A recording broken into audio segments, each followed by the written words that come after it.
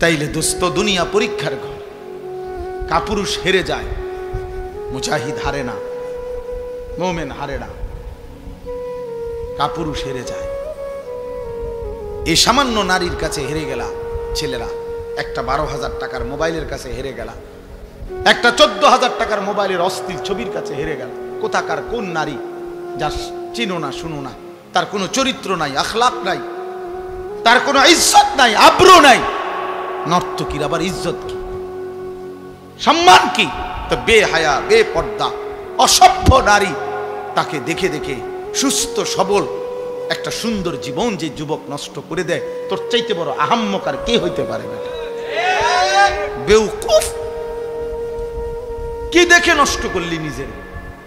একটা বাজে, নোংরা, একটা দুশ্চরিত্রা নারীকে দেখে দেখে, যে নারী সারা পৃথিবীর জন্য নিজের ছবি ছেড়ে দিছে, এর কোনো লজ্জা শরম আছে কিছু? তাহলে এর চাইতে নিকৃষ্ট অসভ্য আর কেউ হইতে পারে? এটা কি পরিমাণ বেহায়া যে সারা পৃথিবীর জন্য নিজেরে ছেড়ে দিছে। দেখো সারা পৃথিবীবাসী, দেখো আমারে, দেখো আমারে। পৃথিবীতে কোনো যুগেই, কোনো কালেই অসভ্যতা, বেহায়াপনা, অশ্লীলতা কোনো কালেই কারো কাছে, কোনো ধর্মাবলম্বীদের কাছেই পছন্দনীয় না, পছন্দনীয় না। আফসোসের বিষয়। এই জন্য বাপ আমার, বন্ধু আমার, আমরা প্রত্যেকেই মনের চাহিদার বিরোধিতা করে আল্লাহর কোরআন এবং রাসূলের সুন্নাহ মতো চললে আমাদের আখিরাত নিশ্চিত। ইসলাহি মাহফিলের মূল ফিকির এটা, মনের চাহিদার বিরুদ্ধাচরণ।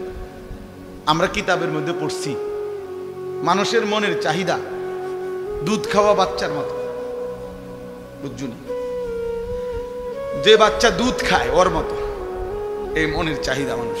মানে কি? মানে হইল, উনি আছে সুন্দর ব্যাখ্যা, যেই বাচ্চা দুধ খায় এই বাচ্চার নিয়ম হইল 2 বছর পূর্ণ হইলে মারা বহুত জোর কইরা দুধ ছাড়া। বুঝেন নাই? এ জীবনেও নিজের থেকে নিজে আমনে হেরে যদি কোরআন শরীফের আয়াত পড়া কোন যে বাবা লিখছে কোরআনে 2 বছর পরে দুধ ছেড়ে দাও, এতে ছাড়বে না, এতে দুধ খাইতে চাইবে। মায়ের বুকের দুধ সে ছাড়তে চায় না, তারে জোর করে মহিলারা, প্রত্যেক মহিলারা, যে সমস্ত মায়েরা বাচ্চাকে দুধ খাওয়ায় 2 বছর পূর্ণ হলে মায়েরা অনেক কষ্ট কইরা থাপড়াইয়া মায়েরা ফিরাইয়া কান্দে, ঘন্টার পর ঘন্টা বাচ্চা কান্দে, কিন্তু এরপরও তারে দুধ ছাড়ায়। মানে এইটা মা যদি কষ্ট করে দুধ না ছাড়ায়, তাতে তারে যদি ছেড়ে দেয় এমনি এটার উপরে যে নিজে নিজে ছেড়ে দিব, তাইলে এতে দুধ খাওয়া ছাড়বে না, আরো বড় হইলেও ছাড়বে না, মায়ের বুকের দুধ ছাড়বে না। তো এইটারে বলে আর কি বুজুর্গরা, যে মানুষের মনের চাহিদাটাও এই দুধের বাচ্চার মতো। অর্থাৎ জোর করে যদি আপনি মনের চাহিদা না সরান, তা আপনি যদি ছাইড়া দেন, তো এই মনের চাহিদা আপনার জাহান্নামে নিয়া তারপরে থামবে, জাহান্নামে পৌঁছাইয়া যাবে। নফস তোমারে জাহান্নামে পৌঁছাই দিবে দোস্ত। একজন নারী দেখে তুমি থেমে যাবে না, না, এবার দেখতেই থাকবা, দেখতেই থাকবা, দেখতেই থাকবা। এই জন্য নেশাখোর, মদখোর যারা, গোটা সাগর যদি মদ বানায়া দেয় হারামখোরের, এরপরও তৃপ্তি হয় না। দেখেন কি, যারা মদখোর, নেশাখোর, গাঁজাখোর, ফুট্টাখোর, বাবাখোর, ডাইলখোর, হারামখোর, এগুলো লানত তার উপরে। আল্লাহ রাসূল বলছে মুদমিনু খামরিন, যে নেশাখোর তার জন্য জান্নাত হারাম, হারাম, তার জন্য জান্নাত হারাম। নবীজি বলছে শবে বরাতের রাতে, যে রাতে আল্লাহ তাআলা কোটি কোটি বান্দাকে মাফ করে দেয়, সেই পবিত্র বরকতময় রাতেও এই নেশাখোরকে আল্লাহ মাফ করেন, মাফ করেন। এর জন্য যুবক, 1 ফোঁটা নেশার সাথে যদি কারো সম্পর্ক থাকে, রহম করো নিজের উপরে, ছেড়ে দাও। বলে 1-2 ফোঁটায় কিচ্ছু হবে না, না, খোদার কসম 1 ফোঁটাও হারাম। কুল্লু মা আসকারা ফাকালিলুহু ওয়া কাসীরুহু হারাম। নবীজি সাল্লাল্লাহু আলাইহি সাল্লামের হাদিস, যা নেশা তৈরি করে তা সামান্য হারাম, বেশিও হারাম। পেশাবের 1 ফোঁটা খেয়ে দেখো, পায়খানার 1 ফোঁটা, এক সামান্য পায়খানা খেয়ে দাও, সামান্যই তো এটা।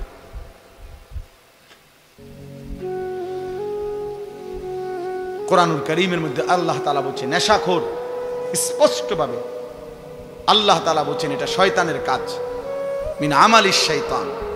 আর শয়তান তোমাদেরকে কি চায়? মদ এবং জুয়ার মাধ্যমে আইয়ুকিয়া বাইনাকুমুল আদাওয়াতা ওয়াল বাগদা, শত্রুতা বিদ্বেষ তৈরি করে। ওয়ায়াসুদ্দুকুম আন যিকরিল্লাহ, আল্লাহর স্মরণ থেকে সরিয়ে রাখে মদ জুয়া। ওয়া আনিস সালাহ, এবং 5 ওয়াক্ত নামাজ থেকে ফিরিয়ে রাখে। আল্লাহ বলছে ফাহাল আনতুম মুনতাহুন, হে আমার ইমানদার বান্দা, তাহলে এতগুলো ক্ষতিকর কথা শুনে তুমি কি মদ এবং জুয়া থেকে ফিরবে না? তাফসীরের মধ্যে আছে বন্ধু, কোরআনের তাফসীরে আছে, এ আল্লাহ যখন এই আয়াত নাজিল করছে ফাহাল আনতুম মুনতাহুন, হে আমার ইমানদার বান্দারা, মদ এবং জুয়ার থেকে তোমরা তাহলে ফিরবে না, ফিরবা না? তো সাহাবায়ে কেরাম সবাই তখন নবীজির সামনে যারা উপস্থিত শুনছে নবীজির জবানে এই আয়াত সাথে সাথে সাহাবীরা বলছে, 2 হাত তুলে আল্লাহকে সাক্ষী রেখে বলছে ইয়া রাব্বি কাদ ইনতাহাইনা, হে আল্লাহ আমরা ছেড়ে দিলাম। এজন্য এখনো তোমরা সবাই বলো যে আল্লাহ আমরা ছেড়ে দিলাম। বলেন, হাত উঠান, বলেন আমরা আল্লাহ ছেড়ে দিলাম। আল্লাহ তৌফিক দান করে। অর্থ হলো আমরা সবাই নেশা করি, আমি এটা বলি নাই। বোঝানোর উদ্দেশ্য হলো যে আল্লাহর নাফরমানির থেকে আমরা বিরত থাকবো। একক ব্যক্তিকে তো দাঁড়া করানো লজ্জার বিষয়, এজন্য সবাই মিলে হাত তুলবে। নির্দিষ্ট একদিন একজনকে চিহ্নিত করা, এটা তো তার জন্য আত্মমর্যাদার বিষয়। আল্লাহ বুঝার তৌফিক দান করে। প্রিয় ভাই আমার, বাপ আমার, আমাদের এটা উচিত। আমি যে 3টা আয়াত পড়ছি, এই 3টা আয়াতের সূরা বাকারার মূল বক্তব্য এই কথাটা যে নিজের ঈমান শুধু জবানের উচ্চারণ যথেষ্ট না, বরং কর্মের প্রমাণ দিলে মুমিন হয়, মজবুত হয়, ঈমান মজবুত হয়, ঈমান ঠিক থাকে। যদি কেউ জবানে তো বলে আমি আল্লাহকে মানি, আখিরাতকে মানি, কিন্তু কর্মে আমলে বাস্তবে ঈমান ইসলামের যদি তার মধ্যে নমুনা না থাকে, খোদার কসম আল্লাহ বলছে সেই মুমিন না, সে মুনাফিক। এই আয়াতে এটা বলছে মুনাফিকের চিহ্ন অমিনান নাসি মান ইয়াকুলু আমান্না বিল্লাহি ওয়া বিল ইয়াউমিল আখির।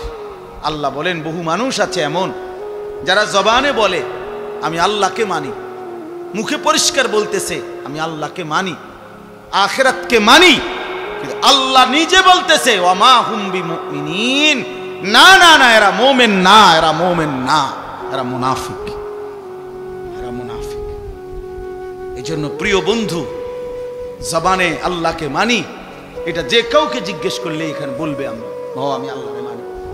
আখিরাত মানো কিনা? বলবে হ্যাঁ মানি। তাহলে যদি আল্লাহকেই মানো, আখিরাতকেই মানো, তো চেহারা এমন কেন? সেজদা ছুটে গেছে যে ভাইয়ের, যেই বাবার, কেন নামাজ ছুটে গেল? আল্লাহকে মানলে নামাজ পড়লেন না কেন? আখিরাতকে মানলে নামাজ পড়লেন না কেন? আপনি বলতেছেন ক্ষুধার্ত, তো ভাত খাচ্ছেন না কেন? বলতেছেন পিপাসার্ত, তো পানি পান করছেন না কেন? বলতেছেন জান্নাত পেতে চাই, তো সেজদা দিচ্ছেন না কেন? বলছেন জাহান্নাম থেকে বাঁচতে চান, তো হারাম ছাড়ছেন না কেন? বলেন কেন ছাড়ছেন না? ইনসাফের সাথে বলেন। প্রিয় ভাই, নিজের উপরে দয়া করুন। সার্টিফিকেট দেখে মুসলমান না, হাসরের ময়দান ভোটার আইডি কার্ড দিয়ে না, জন্ম নিবন্ধন সনদ দিয়ে না,